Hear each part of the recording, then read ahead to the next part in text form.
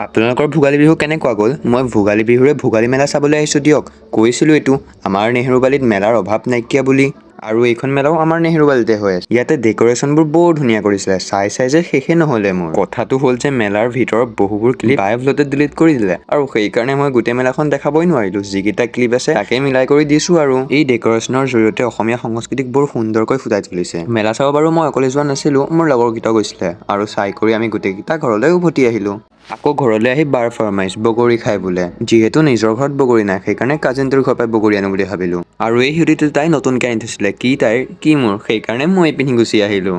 সহায় কৰা মানুহ নাই গাইছ, যিহেতু মই অকলে আহিছোঁ। সেইকাৰণে ভিডিঅ' কৰিয়ে বগৰী পাৰি আছোঁ আৰু। বগৰী অলপ পালোঁ, আহি তাইক চঞ্জাই দিলোঁ বোলো তই কাট মই খাম। কিন্তু মই বহি খাব পাম জানো? এইবাৰ আকৌ ধনিয়া তোলাৰ পাল পৰিলে। সকলো গোটাই কৰি দিয়াৰ পিছত অৱশেষত খাবলৈ পালোঁগৈ আৰু ৰাইজ। পানীটো ওলাই আছিলে, মানে মুখৰ পৰা।